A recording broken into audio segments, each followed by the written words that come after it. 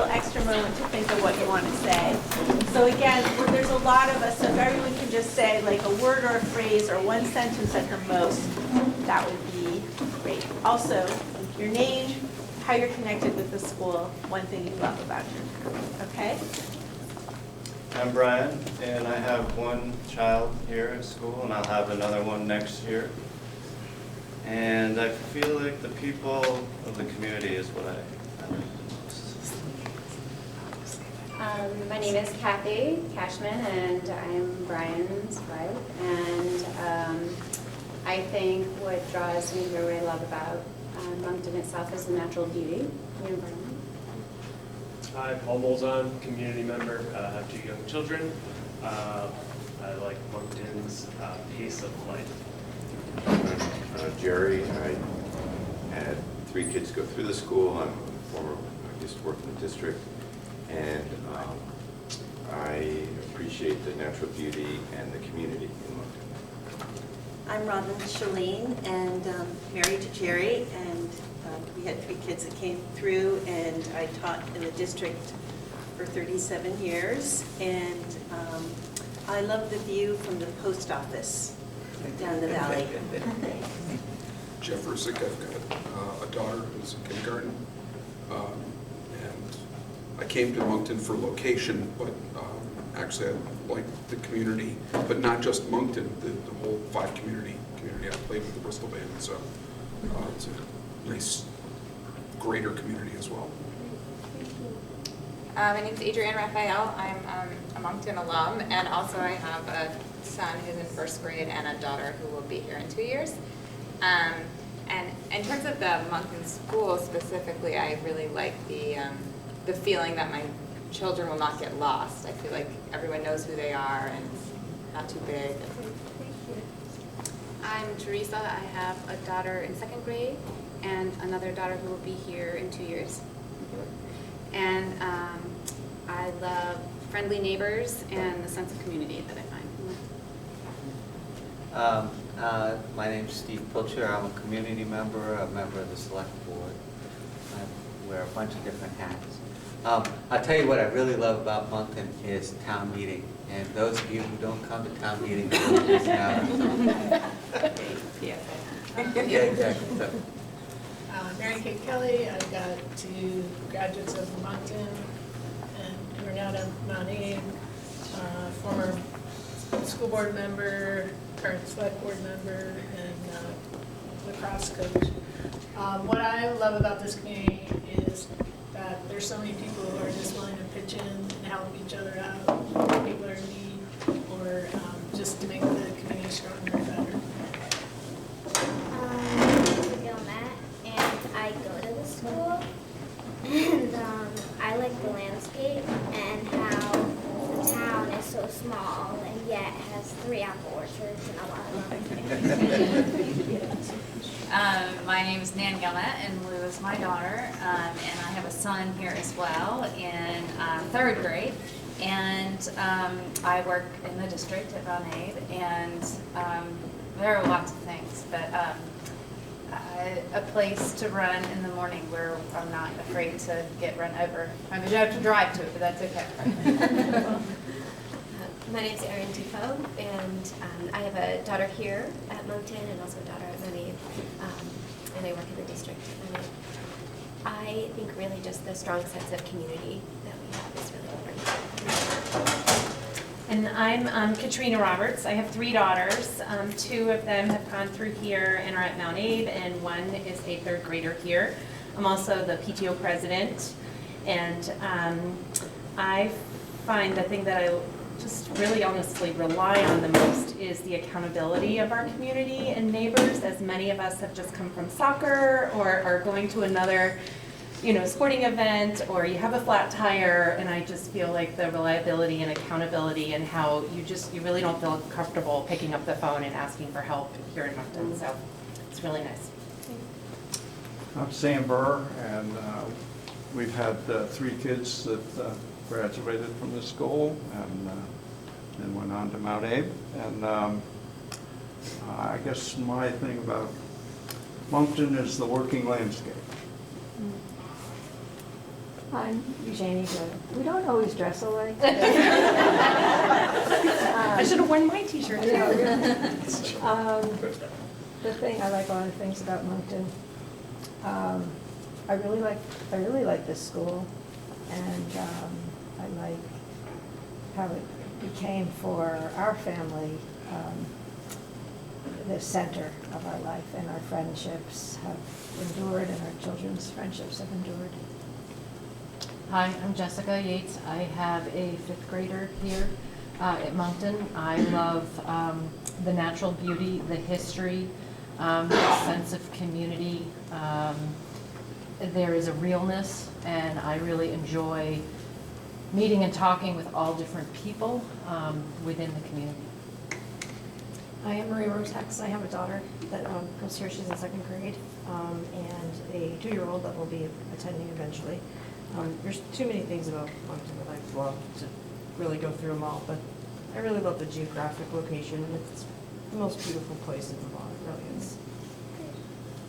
My name's Kate. I have 2 sons that go to school here, one in 2nd grade and one that just started this year. And I love the, relationships that we've built so far being here, and the school has been very welcoming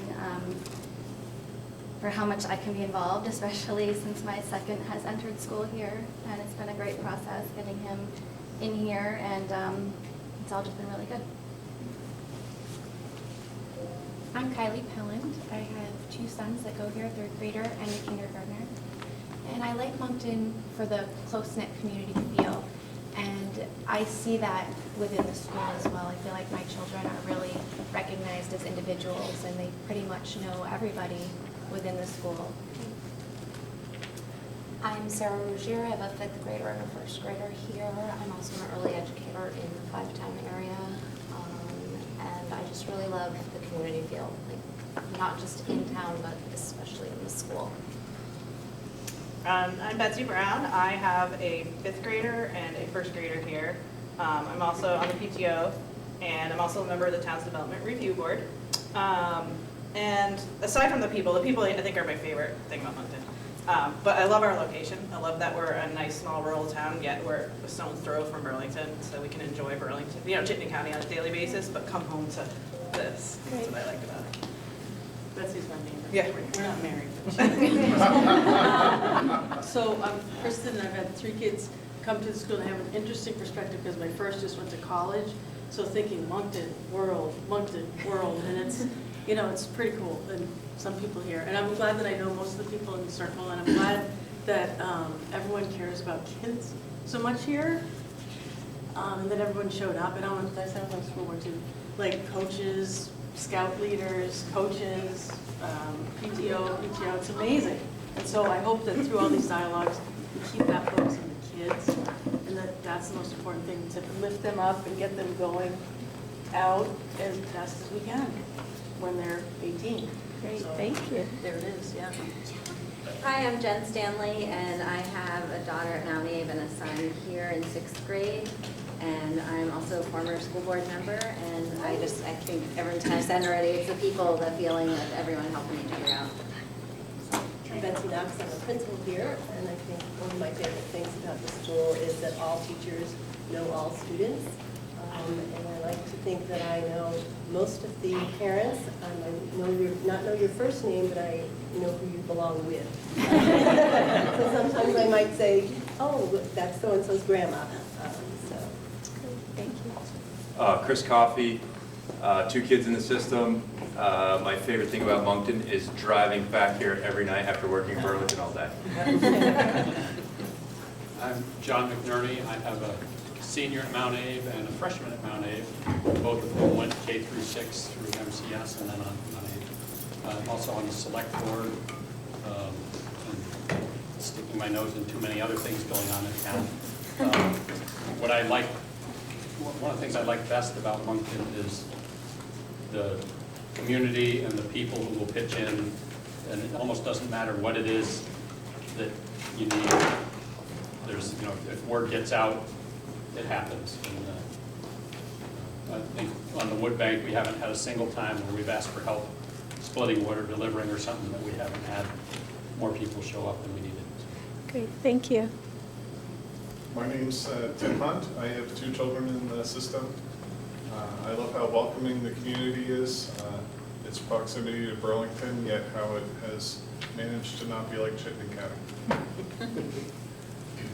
My name is Adam Prairie. I have 2 boys in the system, 3rd and 5th grade. My wife and I moved here in 2010 for the geographic location. We love being near Lake Champlain and its many effects. I think the thing we really like about being here is the flexibility. You can be as involved or not as involved as you want, and the people are just amazing once you get to know them. Nice. I'm Liz, and one of my favorite things about Moncton is Moncton Pond.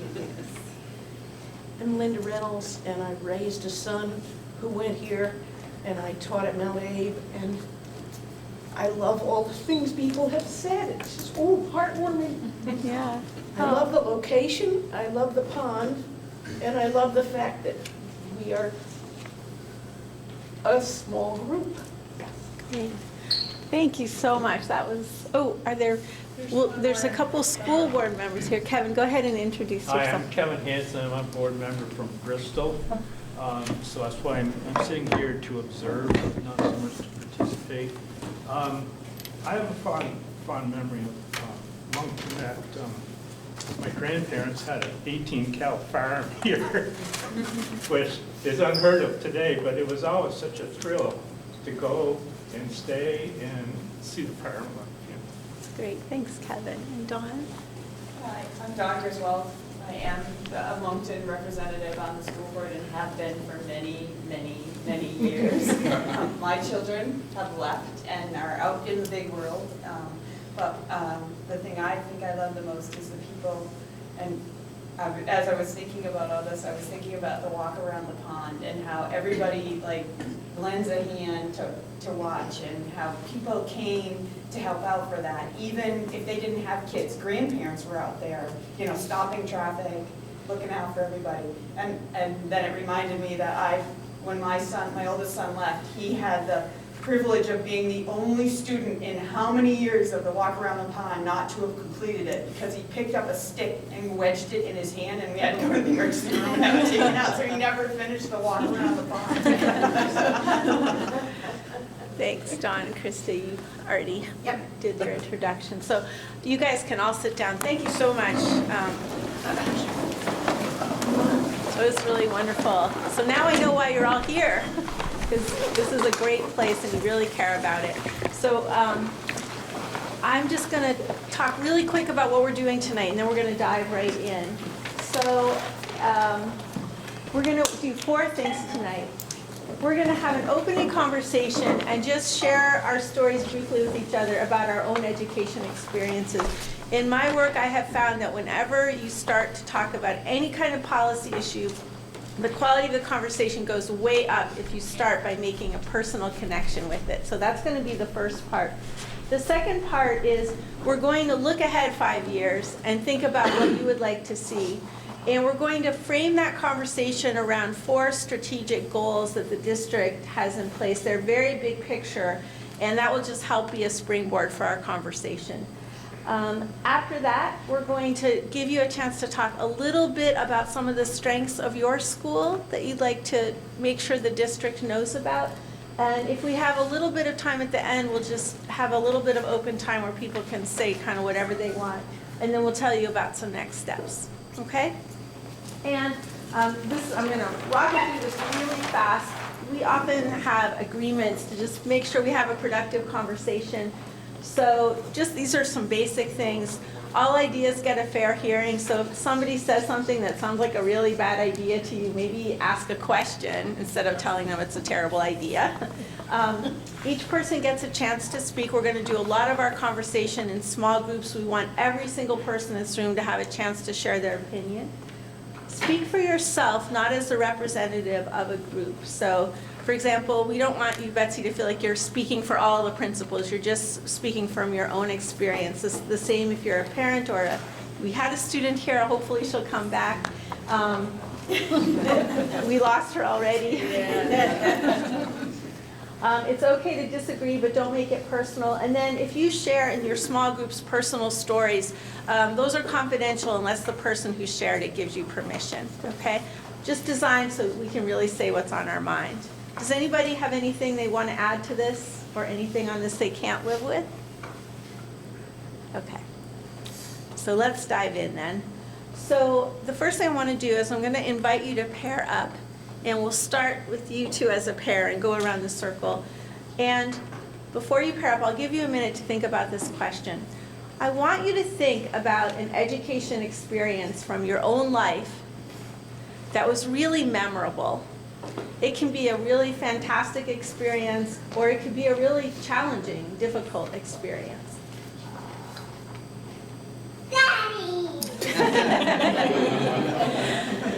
So just turn to the person next to you. We're going to start with Linda and Ben as a pair and go around the circle. You may end up with 3 people on this end. And I'm just going to give you a couple of minutes to have this conversation. I'll let you know when we're about halfway through, so if you haven't heard from your partner yet, you can switch. Okay, go ahead.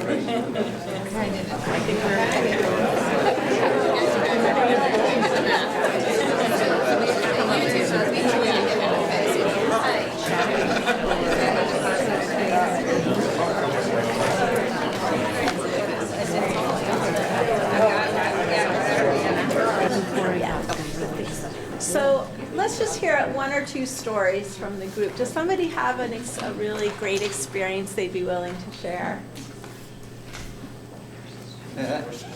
Okay, go ahead. So I went to parochial school, and when I was in the 5th grade, I was quite restless and bored and had finished the math assignment, or hadn't done it, I'm not sure, but I wasn't doing it.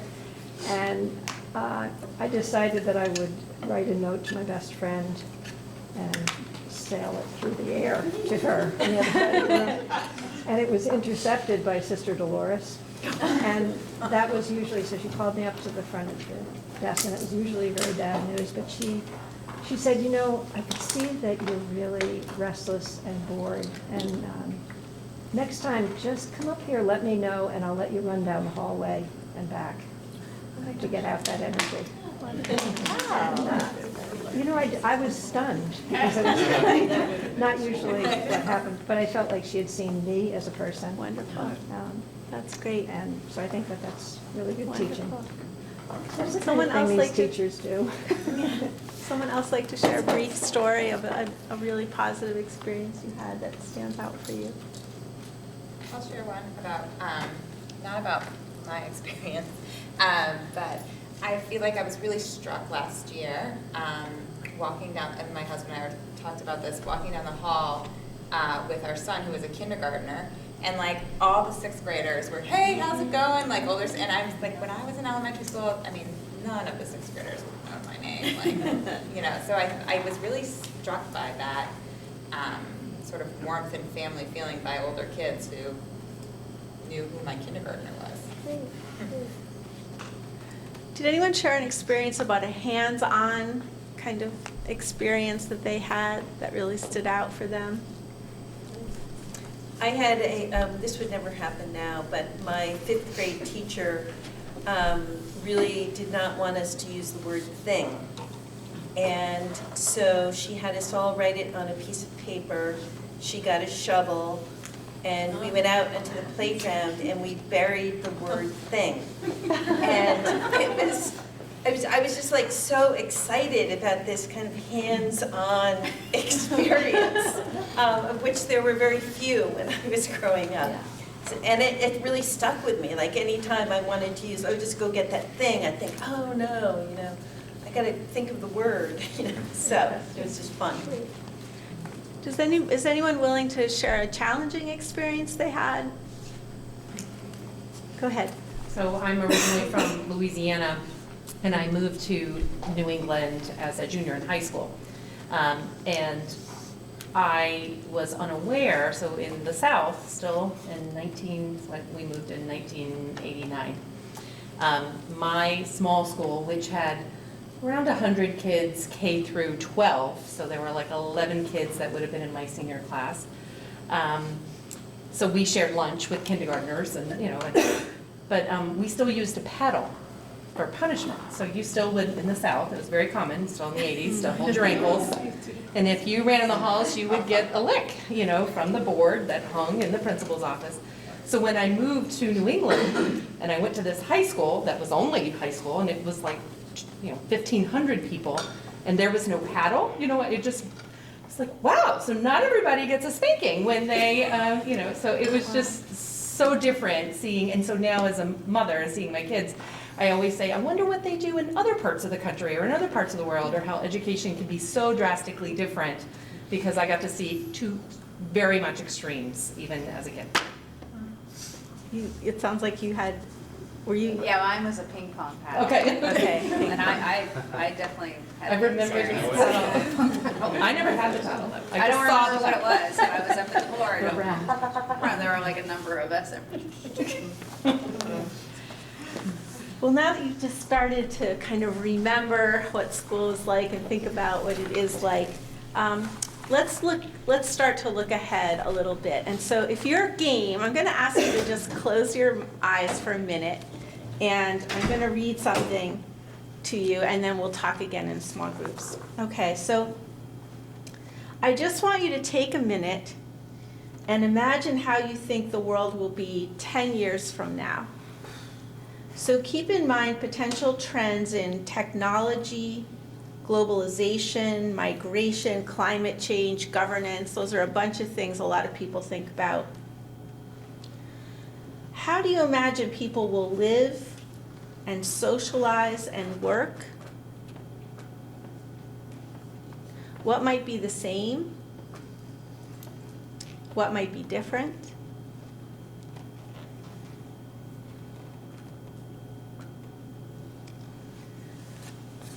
So keeping all of that in mind, I'm going to invite you to pair up again. And maybe this time we'll pair up in groups of 3. So maybe we'll start, well, why don't we start over here? And you 3 will be a group, and we'll do groups of 3. And this is the question that I'm going to ask you to talk about, just keeping in mind whatever just came into your mind when we did that little exercise. So keeping in mind how you think the future might look.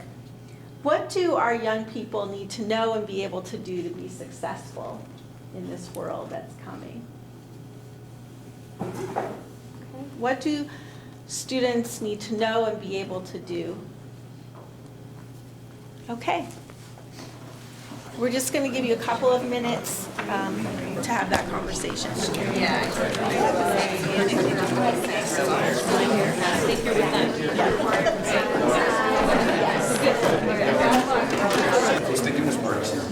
By the way, I just want to say a quick word about timing tonight. Yes. So when we started designing this, I asked for 3 hours for these meetings, and everyone on the committee said, you cannot ask these busy people to be here for 3 hours. So we cut it down to 2 hours. So because of that, we're going to move a little bit fast, and I really apologize. I know that can get a little frustrating, but we're trying to hear as much from you as we can in this period of time. So what I'd like to do is just do a quick go around, and we're going to ask for an idea or 2 from each of the groups, and Krista's going to capture that.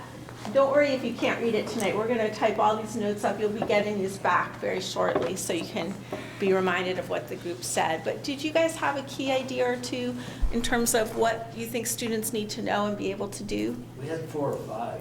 Okay. Do you want to? Why don't we have each group do one idea, and then we'll see if there's any missing, and we'll go back around. So if you share one top thing that you'd like to. So the first one that came up was the need for our kids to be socially connected. The need for social connection. Be able connection. to talk and communicate with each other. Great. In person. In person, face to face. Okay, did anyone else talk about that? Oh, yeah, okay, great. We'll go around, if any ideas are missing, we'll come back. We want to put out there that children need the options to go in the direction that they are wired for. So if a kid is super strong in technology, we need to be able to present that. If there's a massive shortage of trades coming right now, we're there. Plumbers and electricians are getting old, so we also need to bring that for the future as well, and really diversify and give those opportunities within public school. Okay, great, thank you. I think we talked a lot about sort of people skills and the ability to communicate with other people in various formats. Okay, kind of connected to the first group. And collaborate, right? And collaboration. How about this group here? We basically focused on the communicate face-to-face, be able to have these kind of meetings, you know, face-to-face meetings. But yeah, like collaboration, compromise, being able to work together for a common goal. Understanding. Yeah. Great. How about this group? Ours, I think, was probably balance, being able to balance a technological world and where that is kind of going, as well as having small values and things rooted in what we value about our community right now.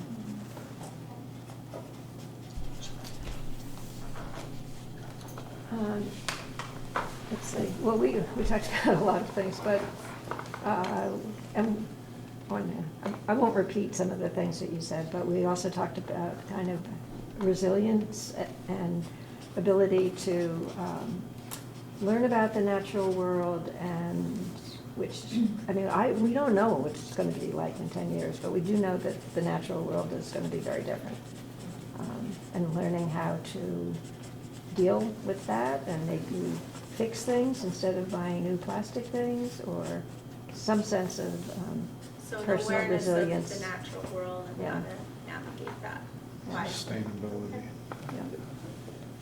How about We, very similar topics. We talked about how they need to present themselves online, how to appropriately present themselves online, and at the same time work on kind of face-to-face collaboration and group work.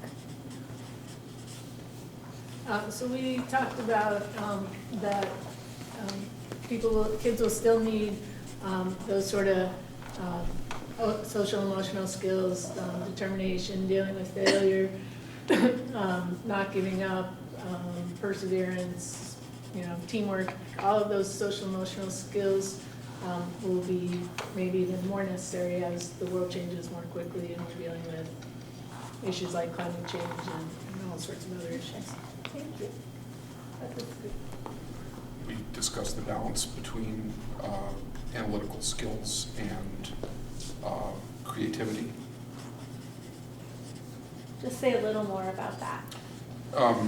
Obviously, the ability to think through problems, think through whatever anyone happens to be facing, but with that tempered with the ability to go outside the box where it's appropriate. Great. I think we were talking about the need for connection with art and nature, and also focusing on health and wellness. Okay, great. Is there anything that you didn't hear that your group talked about? Yes. So we had one other topic where we were wondering in 10 years, would there be a pullback from technology? Would there be, even with the thought of the available infrastructure, would there be a pullback, and would there be even a need to just go back to simple, like, good speaking, good reading, good writing skills for our children, just those really core academic needs, as maybe the resources may not be there to support the use of technology as we think might keep going there. Okay. Yes. So, one of, I think, the core things that teachers are going to have to teach in the future and have to teach right now is how to filter the information stream that you're getting. Yeah, you're talking about that. Right? You're getting an incredible, we all are, this tidal wave of stuff at us. And how do you pick and choose what's right and relevant and good for body and soul? Great. Those critical thinking skills that play into that. So a lot about kind of questions and about technology, how to use it wisely, how to filter stuff, and then a lot about being able to communicate and relate with each other. There's a lot of similarity. Anything else that's not up here that you want to get up here? We also talked about empathy, which I don't think is exactly up there, but everyone needs to have empathy, which I think those was about everything. Great. So keeping in mind this list, what I'm going to ask you to do is in your packet, there's a piece of paper and it has the 4 strategic goals from the district. It looks like this.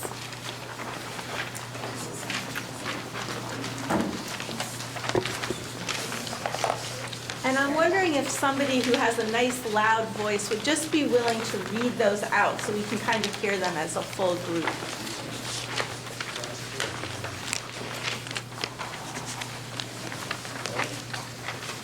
Yeah, I'll do it. Okay, thank you.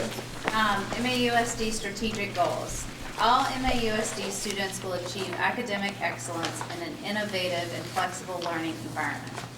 All MAUSD students will develop their social, emotional, and physical well-being. All MAUSD students will build connections with local and global communities through authentic work that promotes citizenship and meaningful relationships. All MAUSD students will learn in equitable, culturally responsive, and inclusive environments. Great. So how do those goals seem to track with this list you all just came up with?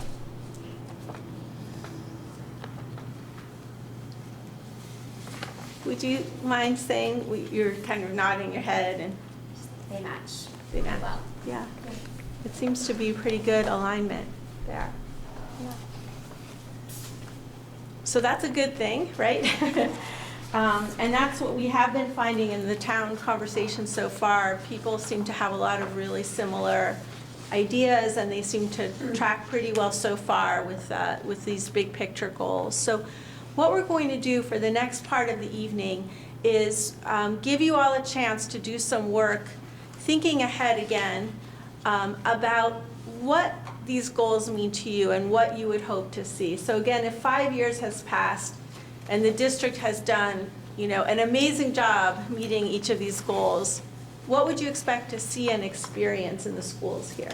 So this is a chance for you to kind of put your own take on what you think, how you would define success in the future around these. And we're going to do this as a round robin. So we're going to divide up into 8 groups. And each, the first 4 groups are going to be, group 1 through 4 is going to be on this side of the room. Group 5 through 8 is going to be on that side of the room. And each group is going to work with one goal at a time, and then we're going to pass them around so that every group gets to talk through all 4 of the goals, okay? And what I'd like you to do when you get in your groups, and we'll do the messy part of that in just a moment, is I'd like you to, when you get in your group, read the statement. It's going to say, imagine 5 years have passed, it will read the goal. And what I'd like you to do is talk for a few minutes as a group, just to have a conversation about what you would like to see. And then we have some bullets, and we want to ask you to write each of your ideas on the piece of paper. And then when we pass it around, the other groups will have a chance to have their own conversation, look at the bullets, and add anything that they'd like to add, okay? So we're going to count off by 8, and the first, everyone 1 through 4, if you can make 4 small circles of chairs on that side of the room, 5 through 8, if you can make 4 small circles of chairs on that side, then we'll be able to get our work done, okay? So may I ask you to start? 1, 2, 3, 4, 1. 5, 8, 6. We're counting off by 8. Sorry, we're counting off by 8. I wasn't listening. Okay, so let's just, okay. 6. 7, 8, 1, 2, Good job, 3, Kristen. 4, 6, 7, 8. 1. 2, 3, 4, 5, 6, 7, 8, 1. 2, 3. 4. 5. 6. Beautiful. So as quickly as possible, if you can get into circles 1 through 4, 5 through 8. Okay.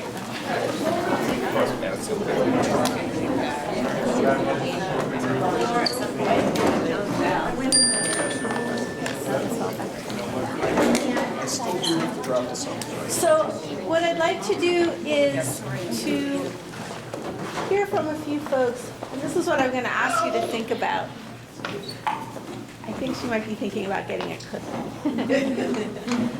What I would like for you to think about is, as you did that activity and you saw all those sheets come around, were there any themes that you noticed across the goals? So if you think, about the future, were there any kind of future-looking themes that seem to be coming up across the goals? And we're just going to capture that. We're going to take all of this and work with all of it. So we're going to capture all of your thinking. But just in the immediate aftermath of doing that activity, we want to capture any big picture patterns that you thought you noticed across the different goals here. Yes? One thing that I don't think we really talked about, like kept coming up in each of the things, was connections with communities outside the school, whether it's generational or whatever. It's Great. International. Okay, thanks. And Ben? I was going to say community involvement, getting outside the school and involved in the community. Great. Other themes that people noticed?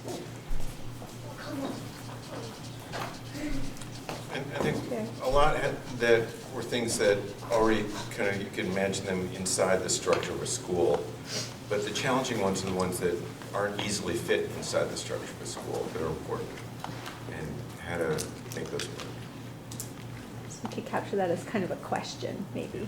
Yeah, how do you make things work that need to happen that exist outside the structure of the schools? Okay. Yes. Another thing that came up is, in order to accomplish those goals, you just needed basic resources. You needed teachers. You needed a safe building. You needed we just kept saying, well, we could do all this with resources and wonderful teachers and a safe place for this to all happen. Yeah. Okay. I saw a theme of, I would say, having different paths and meeting students where they are.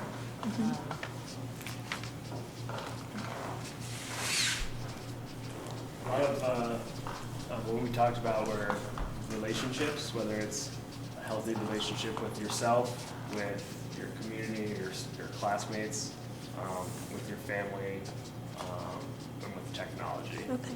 Relationship-based. Great. Relationships with self, family, technology.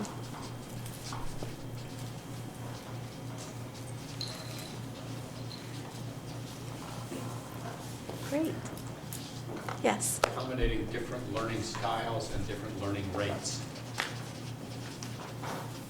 Okay, good.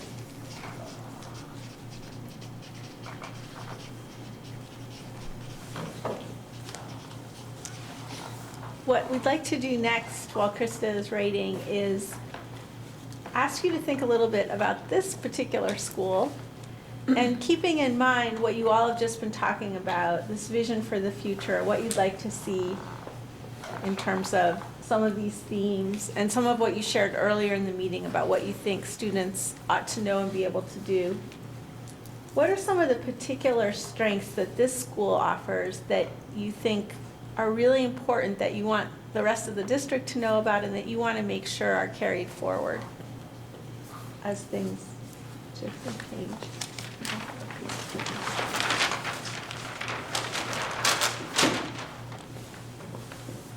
Well, the mentor program here at Moncton Central School is really strong, vibrant, and I know it occurs in Starksboro as well, and some of the other schools, but it's something that should be spread around. Easy access to the pond.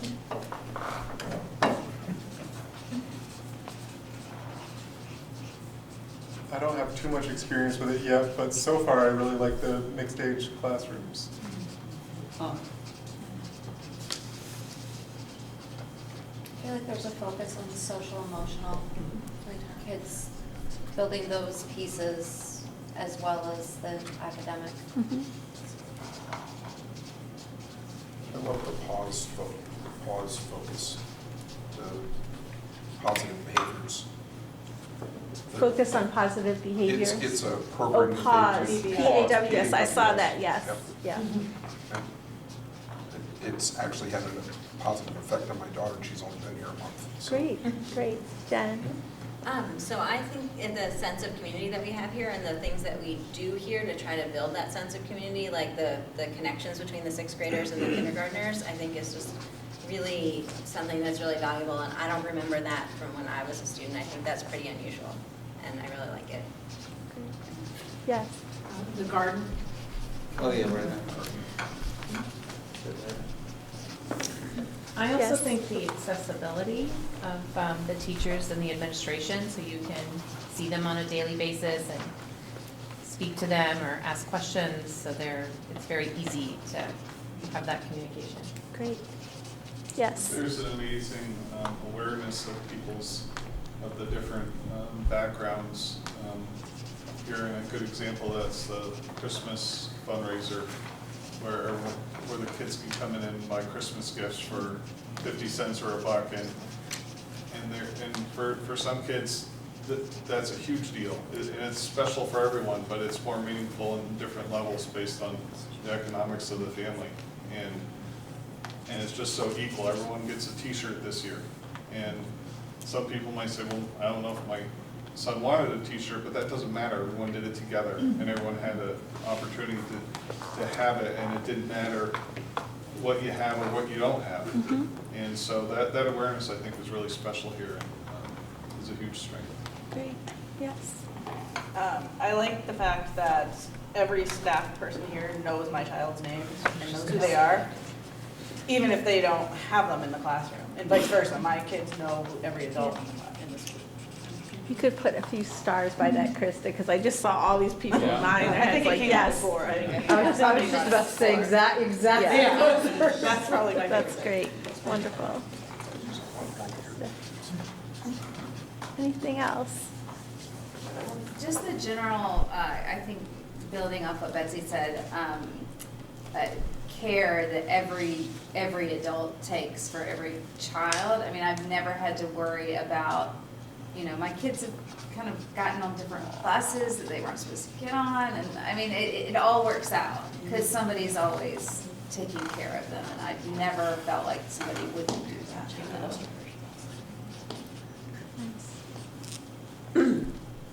I want to add to that and say, I'm sorry, did I take someone else's turn? Like, I don't know that this is really for the school, but I think so many of us said what we liked about Moncton was the community.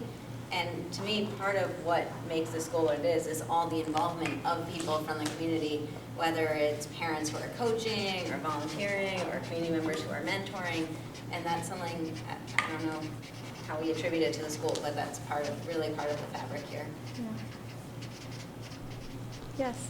I was going to say we have a really active PTO here, and we try really hard to bring opportunities to all students. I think the T-shirt issue is a situation that that was a first this year. We decided it used to be that people would have to buy them, and last year we heard that some kids were sad because they didn't buy them because they couldn't afford it, and we decided this year to do it, and we hope to continue on that vein from here on forward.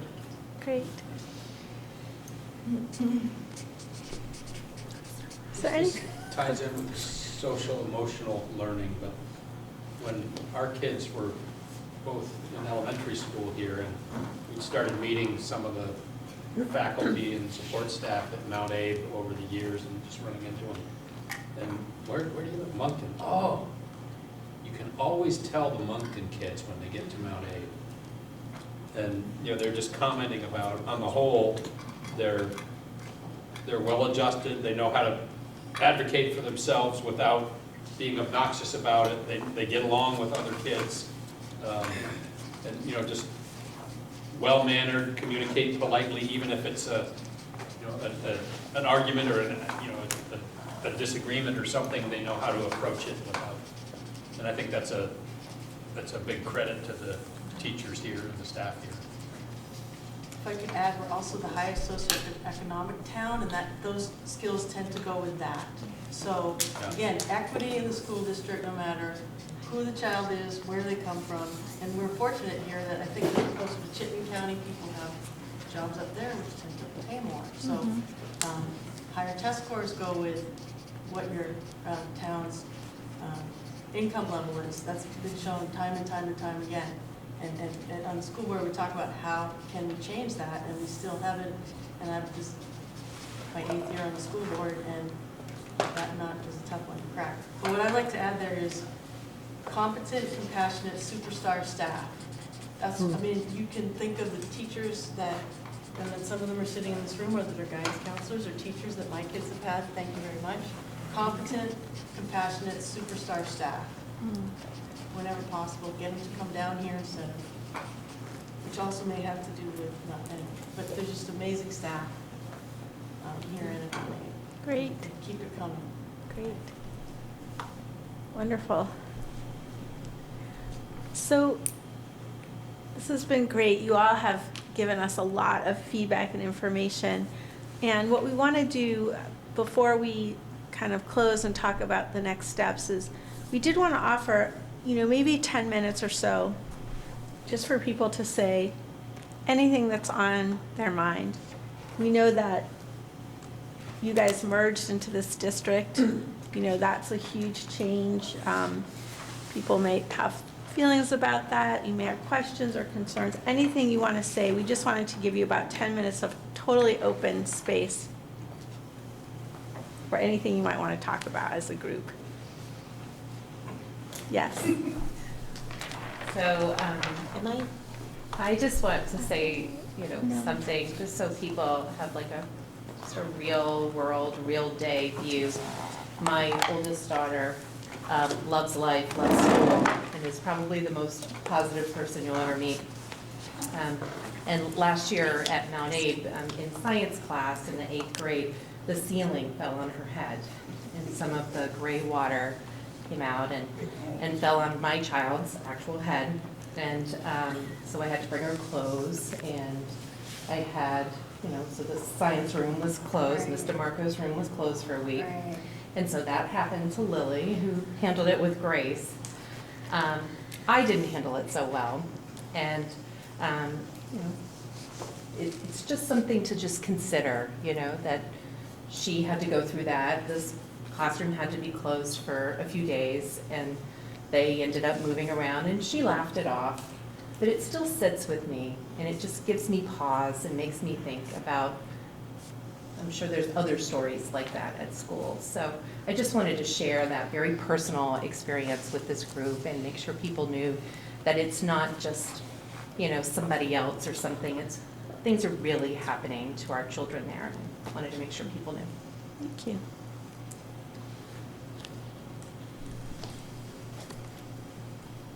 Is that a good leeway into talking about the bond? That was pretty heavy. So I think this group right here could have a lot of power behind if we do spin up another bond. I sent one email to 106 email addresses in Moncton that I had before the last one, and I got some backlash. You don't know what people think when you go into something like that. Most of them were in the community.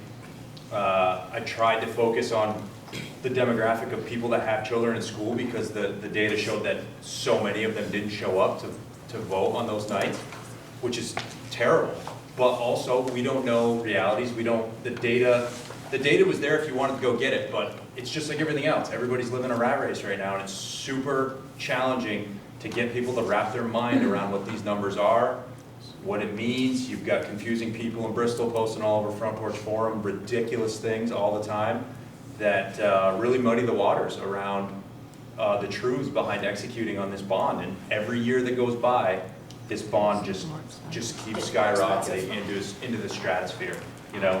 Virgins rebuilt that school in 2001 for $12.5 million. That bond was a 20-year note. It's almost paid off, or maybe they did pay it off. And now that community first blast, the $1.5 million that they cut off from that bond, passed $7.7 million more because they saw the benefit in that town and in that community. I think this group isn't the one that I need to be beating that drum in front of, but I think the power of this group and the outreach that we can generate intelligently, and I actually called some people on Front Porch Forum before the last vote and had great discussions. We went into it not agreeing, we bounced some ideas around, But, you know, the impact of calling 3 or 4 people is only so significant, so something to think about for sure. Great. Anyone else? Yes. Well, I think a lot of the comments tonight also, you know, a lot of great thoughts have been brought up, but a lot of those things can't come to life without facilities. And if numbers are going down, it's because we're not as attractive to move out here. And if you don't have the facilities, that's not going to make people want to come out here even more when there are choices outside Chittenden County. You can't go west without swimming, but you can go north, south, and east. And so we want this community to be a good choice. And you know, people, I don't like paying more in taxes, okay? So, however, if our numbers keep getting smaller, then also your biggest investment you're going to have, which is your home, is going to be hurting because people aren't going to be wanting to come out here. So there's kind of a chicken or the egg. So there is a balance that people need to think about when we think about the bond and what direction the school's going to go in, because it's an investment in your house too. And I just think that sometimes we don't really look at that bigger picture the way we should. Go ahead. Yeah, I was kind of surprised to see that in terms of demographics for the 7 through 12 grades, that we're at 653 now, and it just goes up. Not by very much, but at 2024, it's 661, so that's another 8 students in that age group. So we do lose students in the K-6 on this chart, but in the 7 through 12, which is the Mount A students right now, the demographics look good. But you can actually predict those better probably than the K-6, right?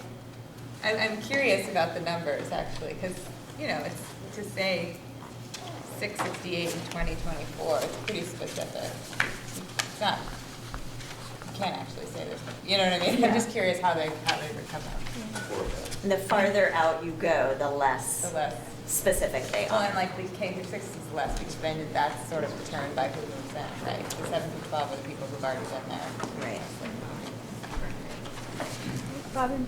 Yeah, I've been thinking about this idea with hearing more and more about, you know, the population declining and consolidating schools and things like that. And I really feel like, for me as a parent in this school and then in this district, you know, the schools were the heart of our community. And I really hope that the school board and district administrators, when thinking about this, could maybe think out of the box and think about how an empty classroom in a building could maybe be an artist studio for someone, or it could be, you know, a day program for elderly people or a preschool or something. I know the issue around safety is always an issue when you have people coming in from outside the community, but our schools are more and more serving, you know, kind of the inclusive needs of a child. And we've been talking about having kids go into the community to be mentoring, and let's look at how we can kind of think out of the box and use our extra space, if it is here, to enrich the community's life and the students' lives. Really hate to see us lose our school. Thank you, Robin. Mine, kind of along those veins, I want to thank you, the board, for doing these community engagement meetings. I have a couple of good friends in Ferrisburg, and it's a really rough time right there for them right now. They're feeling very betrayed by the school board and whatnot. And I don't want to see that happen here. And it also hits close to home. They're right next to us, and they might lose their school. it's actually a little less than mine. Yeah, no, yeah, they most likely are going to lose their school, yeah. And if it comes down in our district to talking about, maybe we need to shutter some elementary schools, I really would urge the board to just kind of look at the geographic location of Moncton. Look at what's happened in Heinsberg over 15 years. I think Moncton and possibly Starksboro were next for that, maybe not that much growth, but. Actually, for several years in a row, Moncton Well, yeah. has been the fastest growing Right. town in Vermont. Right, I think Moncton and Middle are Really? the only towns in Addison County that actually. Of course, when the denominator's small, it doesn't take much to make the percentages look Well, good. but it's an interesting fact. So it'd be important, I think it would be important to keep an elementary school present in the northern part of the district. Okay. I'm sorry, I can't see your name tag from all the way over there. because No, that you've was been exactly patient. my point. Okay. That we are one of 2 towns in Addison County that's growing, that our grad list has grown since 2013, has grown by 42%, which, is That pretty includes the phenomenal. pipeline, though. What? That includes the pipeline. That includes the pipeline, that includes our reassessment. But 42% is 42%. Great. So, one last, go ahead. As your story about the ceiling falling, it's one thing to, in some report, to say the ceilings need repair, but it's another thing to also include some sort of little anecdotes or stories. I don't know how, Personal. but that makes it personal Yeah. and much easier to kind of get a sense of. Great. Well, I want to turn it over to Krista now to talk about some next steps. But, after we close, you're welcome to stay if you want to talk some more. I also we thought it would be really great if people are willing, if maybe we could take a photo of the group before you all leave. Maybe over kind of in front of that beautiful blue velvety curtain. So after Krista is done with talking about some next steps, if people are willing to go over there, I'm not a fantastic photographer, but I'll do my best to capture the fact that you are all here tonight. So, and I just want to thank you it's just a privilege to just be here and hear your dedication and your enthusiasm for your community, and I'm glad I was here. Yes? I just wanted to, in the interest of having all voices heard. Yes.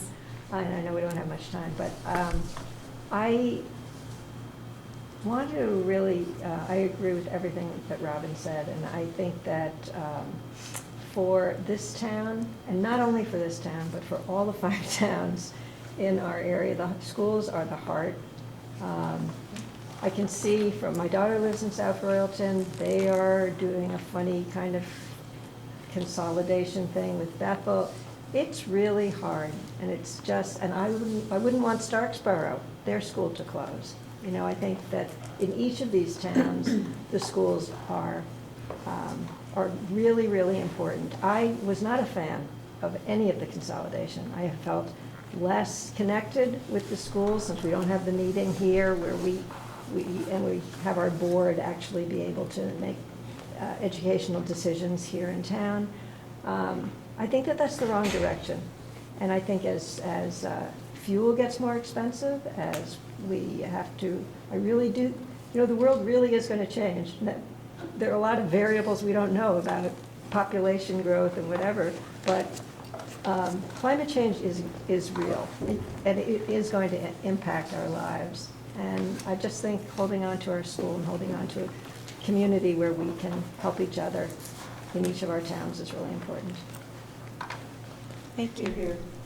So I have a lot to say to help us talk about next steps, but I'll try to hit a few key things that I think are important. And the first is that this process is only as good as many voices as we can get to participate.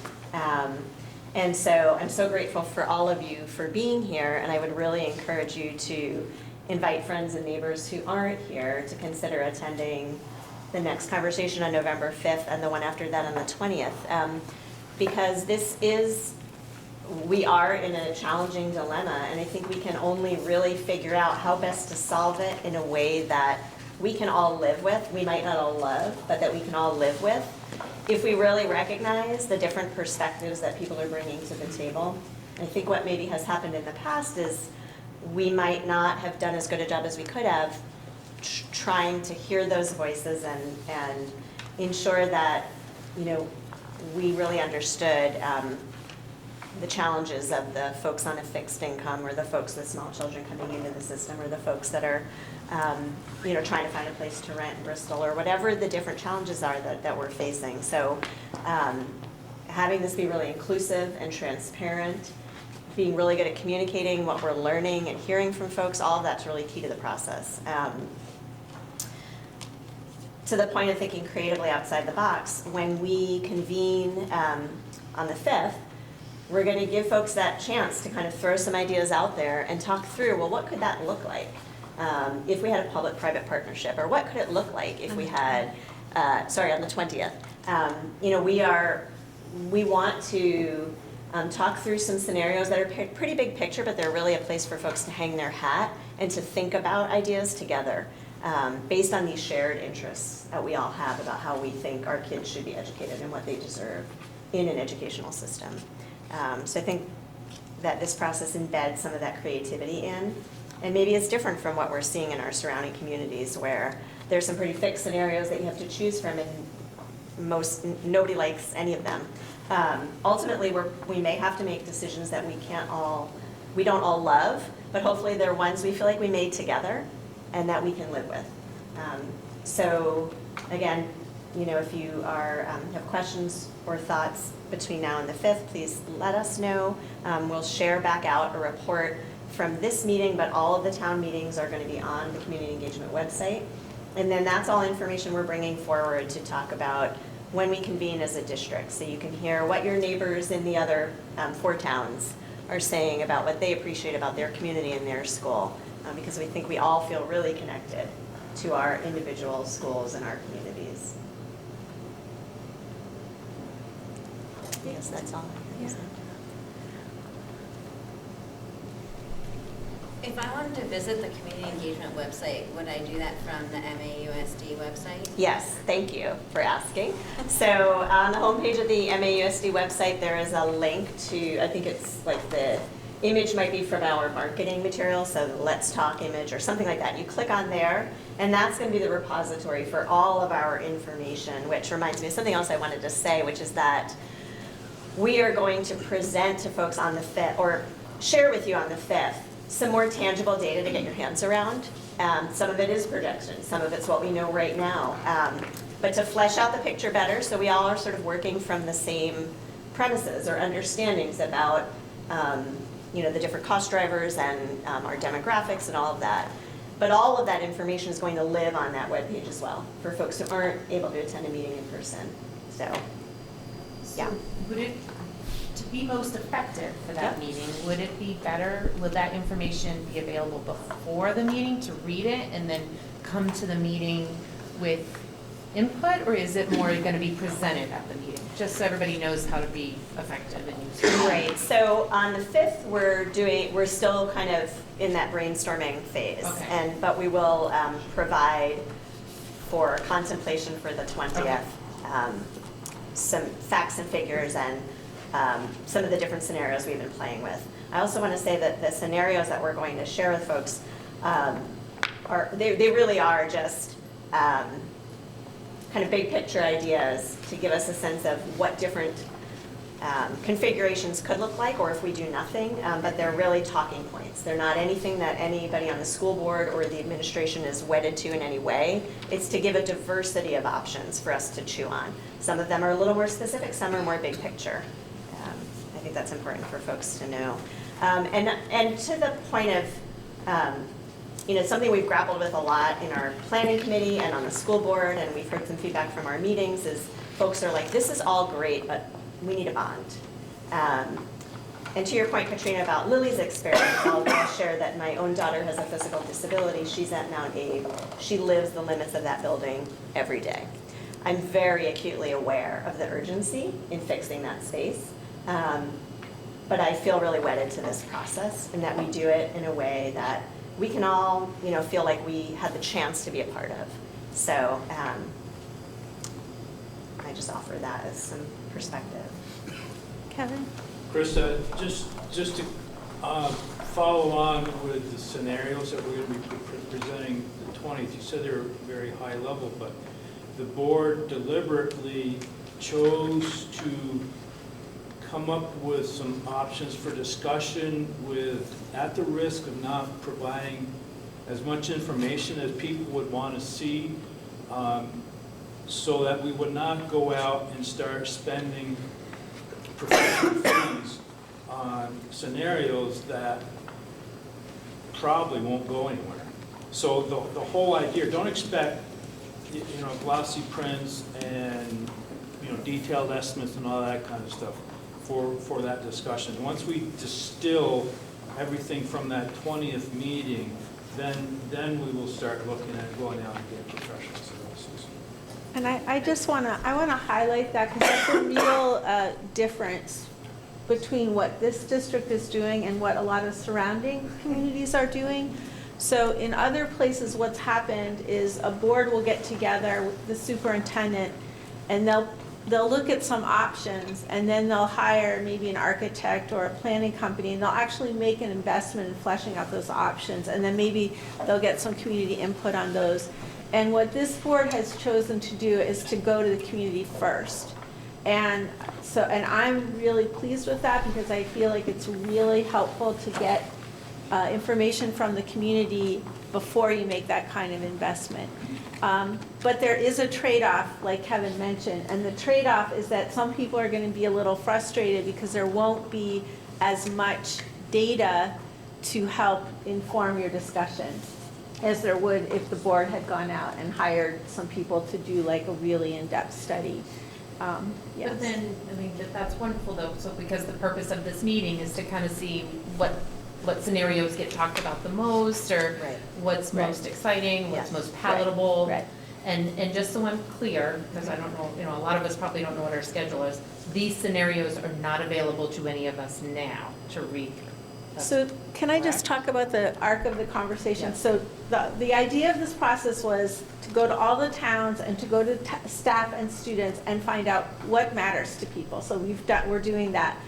On the 5th, we're going to come back together and we're going to share, here are some interests across the towns, and also in that meeting, we're going to give people a chance to do some brainstorming about facilities. So what kind of facilities do we need to deliver the education that we say matters to us? And people can talk about Mount Aber, the whole district. At the end of that meeting, you guys are all going to get the scenarios and the information, and I think that will also be available online, so that on the 20th, you'll have that before you walk into the room.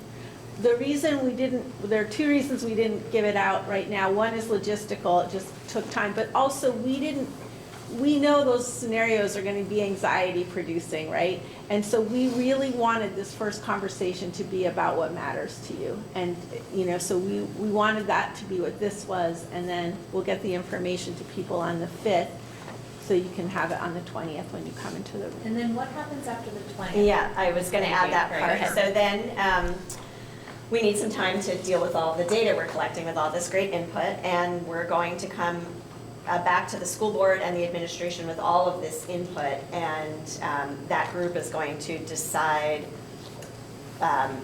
where we might want to invest in architectural studies and next steps. So that's in January, and there'll be opportunities for public participation around that time as well.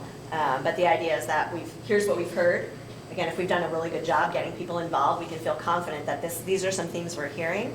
And then the school board can be making more informed decisions about where to invest time and money into architectural studies. And that's a 6 to 8 month process. And then we would go back to the community with what we found. And so it's leading us down, there is an end point of a potential bond or vote March of 2021, I believe. But So it would not be November of 2020? no. And so I might ask a silly question here, because obviously I understand the issue with Mount Abe and the bond votes that have not gone through. So also what we're looking at is also how it affects elementary. So some of the scenarios that you're talking about then are taking a look at a full spectrum. Correct. Right. And you you know, can, there's a And little. I haven't read through the material, Yeah, there's a so- little outline there, Yeah. very big picture from this. One scenario is the status quo. One could have to do with closing schools. One could have to do with public-private partnerships. I can't remember. Magnet schools. Magnet schools. So there's just going to be a range of kind of big picture ideas. And we're not asking people to choose an idea on the 20th. We're asking people to talk through them and talk about what are some benefits of each of these scenarios and what are some trade-offs and concerns, so that the board really gets like where people are at, what they care about, what they're excited about, what they're concerned about. So for the 35-ish people that are in this room, what can we do to think about, all of our email addresses are right there, going forward? Because, yeah, we're all passionate, we're here for a reason, but we need to like tell everybody else, because, you know, and toe that line. So is there any plan on the larger scope? Because I started to embark on it a year ago, and it was above my pay grade. So I just want to think about like, if this would be powerful, and I'm not saying we all see this the same way, I have no idea, but like to get this out in the community, and because it'll come down to going door to door. It's not going to come down to being like, oh, we're at the school, come talk to us so we can have an intelligent conversation about this. We need to go because people don't care. That's a huge problem. And of the 8,000 person voter pool, 2,000 show up, you know, or whatever that number is. So. And that's the work of this committee, is figuring out how to build our capacity to invite more and more people to the process. And your offer is greatly appreciated, because we're a committee of 8 people and a school board of 12, and that's, you know, 1/16 of the whole population, not even, whatever it is. So letting your folks know that, you know, the person next to you that doesn't have kids anymore in the system that you think, you know, might have a really important opinion to share, please join us on the 5th. You know, please participate in this conversation. Your input is really important, because it's a chance to hear people and educate them. Send an email with everybody's address to this group, just so we all have it. So we're all connected in some way. Can we Yeah, do that? I don't know if we can do that. Send email to everybody. We can look into being able to do that. I don't see why we couldn't. Okay, it's 8 o'clock. Oh, go ahead, Doug. One thing they can do is they can bring somebody on the 5th. Please do. Yeah. Pick them up. Where is that, is that location? Holly Hall. Holly Hall. So yes, bring a friend to that meeting, that would be great. If you guys want to just go over to the curtain, we'll take a quick picture.